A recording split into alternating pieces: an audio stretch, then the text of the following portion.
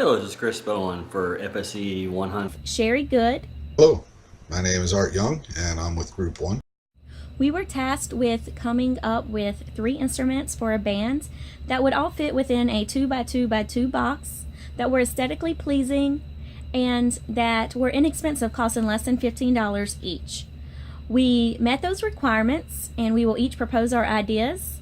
First, myself, Sherrie Good, followed by Arthur Young, and then Chris Bowen. Thank you.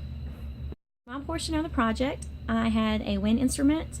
So I originally started with 3 ideas: a recorder made with a reed with a cigar tip, a flute made out of a metal pipe and a cork, and a flute made with PVC. The pipe made with the reed is extremely inexpensive, was aesthetically pleasing right from the beginning. It required little work. The problem with that is the reed, I would have to find it and let it dry for an extensive amount of time, and I do not have the time. We have time constraints on this project. The next option was the metal pipe flute. The problem with the metal pipe flute was that it was heavy and it required construction tools that I did not have. But the upside of that would have been it's going to get the best sound because of the density of the material. The next option was a PVC flute. It's very lightweight. It's easy to construct. Even if you don't have the tools, you can almost find what you need laying around the house. And also, finding the materials is extremely easy. You can find them at any hardware store. I chose the PVC flute for those reasons. Here's a quick drawing. And as you can see, I chose 1.75 feet and a half an inch around for the pipe.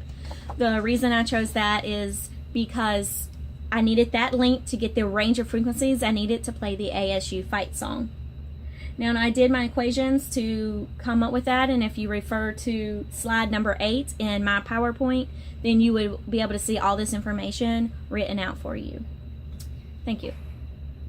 And I chose to make the percussion instrument.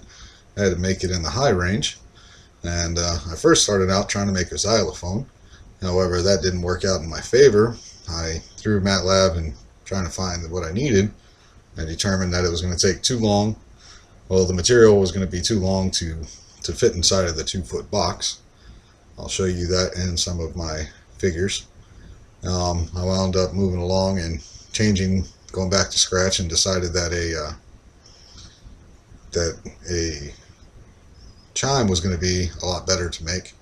And then I decided to make it into a single bar, so I was able to get that high-pitched sound pretty easy.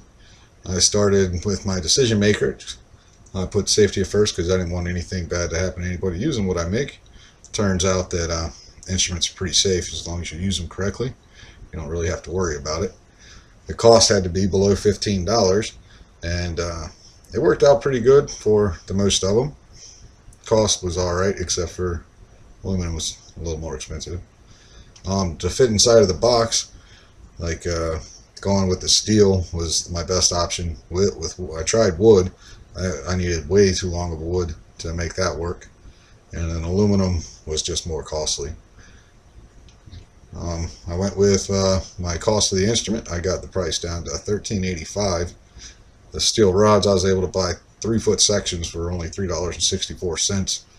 And a small piece of wood, I could actually trim that price down if I only calculate how much of the wood I actually used that I purchased.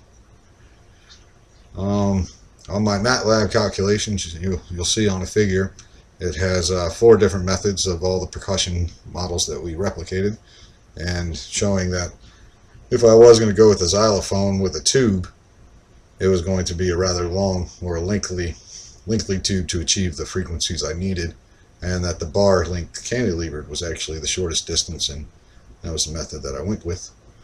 Alright.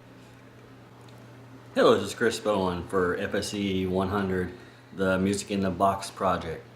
This project I am doing the string instrument, which at first I thought would be an easy project to do, but it turns out the string instrument is actually pretty hard to do. I got to figure out the tension of the string, the mass of the string, and the length. Most of that is easy to do with MATLAB, but I had to figure out the tension of the string. Luckily on Amazon I found some guitar string that will actually give me all those problems. And this right here is my drawing of the simple guitar. Through MATLAB, I actually got the graph of the frequencies showing the frequency per string length. This wraps up for the string instrument with Chris Bowen. Thank you. As you can see, we have proposed our ideas for the instruments. They meet all the requirements. They fit in the 2x2 box. They're aesthetically pleasing and they are inexpensive. Chris's shoebox string instrument, Arthur's chimes, and my PVC flute are all ready so that the band can move from show to show easily. We are ready to begin construction of our instruments. Thank you.